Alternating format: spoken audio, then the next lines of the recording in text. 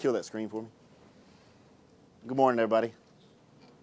Everybody looks like they're dead from PowerPoints, right? You've been having problems?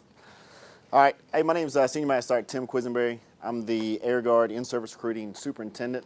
My ISR, my in-service recruiter, Sergeant Singletary, he's not here today. So I wanted to come in and make sure that you got a briefing, okay? It's only going to take about 30, 45 minutes. We'll go through. Everybody's like, no? Nobody's excited about that? No, I'm just kidding. I want to talk to you just a couple minutes because I was sitting in that same seat that you're in right now about 6 years ago.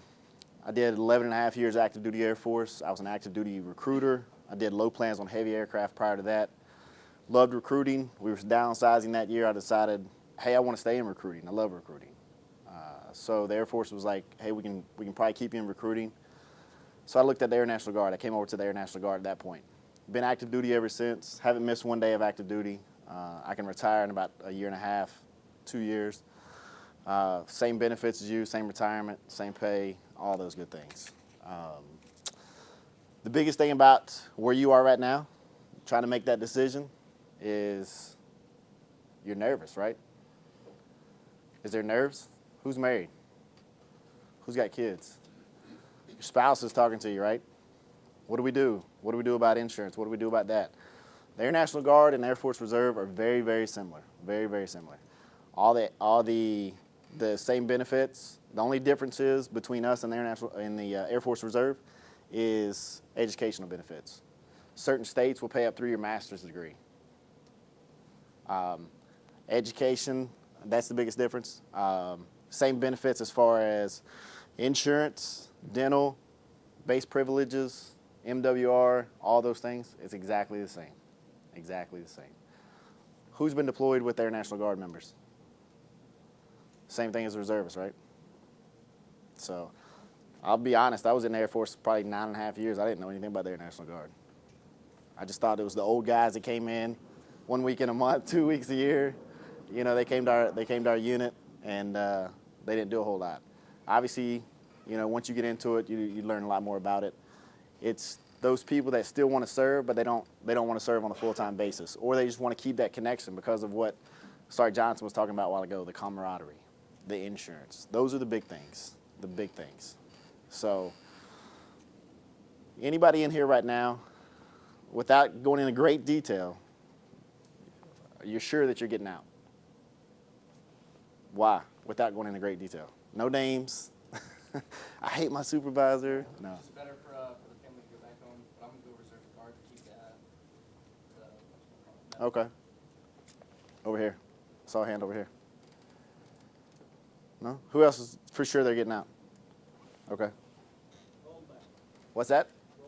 Rollback, right? All right. Everybody knows about the rollback, right? Air Force isn't like the opportunity for you to mess up multiple times now. Years ago, who's been in over 10 years? Anybody? The old guys, we'll call you the old guys. You remember back in the day where you could mess up and you could come back from that, right? A lot of the chiefs that are just now retiring, a lot of those had Article 15s, things like that back in the past where you could come back from. Now, you get an LOR, you do something stupid, PT test failure, things like that, you're out of the Air Force. Because the Air Force is trying to shed people, just like everybody else in DOD, you know? So be very aware. Who else over here?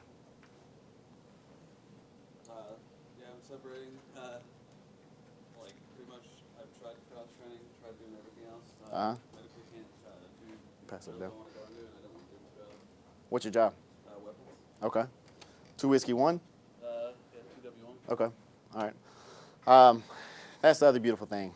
A lot of people are upset with supervisors, like I said before you spoke.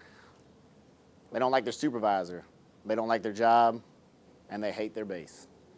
And they say, hey, I'm going to separate because of those one or multiple of those things. I'm not going to stand up here and tell you the Air Force is the greatest thing ever. It has given, it gives you a ton of opportunity.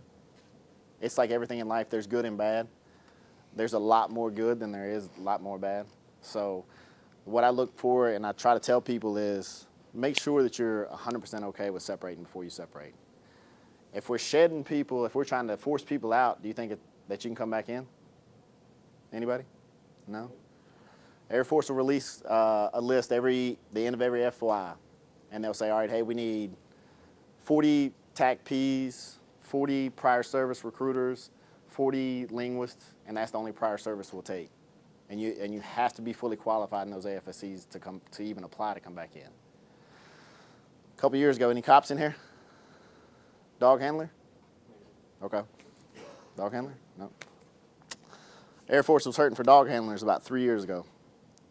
They opened up 47 slots. They had a little over 300 applications to come back.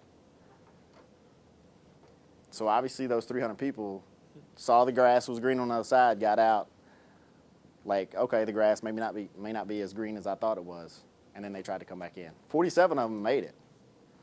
The rest of them didn't. So be 100% okay with the decision that you're making before you separate, okay? And make sure that it's what you want to do. The Air National Guard and the Air Force Reserve, they both have great opportunities for you. Air National Guard, you can cross-train if you do hate your job. You want to do something different. We talk to people like that all the time. Hey, I'm in this special AFSC. We're critically manned. I can't do anything. I can't do a special duty. I can't cross-train. That's common. That's time. That's the Air Force times right now. If that's why you're separating, make sure that you can cross-train into the job that you want before you separate, wherever it is that you want to go. If you want to go home, or if you want to go just to a location that has that job that's available for you, let us know. We'll talk about it. We'll see. But be 100% okay with the decision first, okay? Who's got questions about anything, Air National Guard or anything? Question? Nobody? I got to have like 5 questions before I can go. I was thinking about going Air National Guard, but do they have like active positions? Yes. The Air Force Reserve talked about AGR, Active Guard Reserve. The Air National Guard has that exact same thing. And that's the same active duty pay, active duty benefits, retired 20 years, draw your paycheck the month after, all that good stuff. We also have another full-time positions as well, and it's called technicians, Air Guard technicians. That's just like the ART program for the Air Force Reserve. Civil service pay scale, you wear your uniform 5 days a week, you do drill 1 weekend a month, and you kind of double dip. You're working as a civilian in the civilian pay grade, and you're working towards your federal retirement as well. Does that make sense to everybody? Okay. So, and then we have the traditional 1 weekend a month, 2 weeks a year type stuff. If you're getting out because you want to go to school, you're getting out because you want to go back and help mom and dad or a family member do something as far as a business, and there's a lull and you want to make some more money, there's opportunity to raise your hand to go TDY. Who in here doesn't want to go TDY? Who in here hasn't been TDY? 2. Okay. All right. Well, you've only been in a little while, so that time will come. So, but those opportunities are there. But if you don't want to go, the great thing about the Air National Guard and the Air Force Reserve is the majority of the time, there's enough volunteers to go. They'll come down and say, all right, hey, we need 40 cops to go to this location. And there's 80 cops in that shop. They're going to have 40 volunteers guaranteed. And then they'll have a list of backfills. So there's going to be plenty of people to go. So, what else? How hard is it to get into one of those active slots? Some people say it's tough. I don't think it is. My personal is if you're open to where you go and what you do, the opportunities are endless. If you say I only want to go to Charleston, South Carolina, and I only want to do weapons, obviously you've taken that scope and you brought it down to about that big. So if there's only 2 positions and there's 20 applicants, obviously it's a little bit tougher. But if you say, hey, I want to go to the East Coast from Florida to North Carolina, and I'm open to the AFSCs to a point of what I want to do, then the opportunities are endless. So it's all on you. What else? As far as the technicians go for the active, that's also 20 years for retirement? Civil service, yeah. Pass those down for me. Yeah.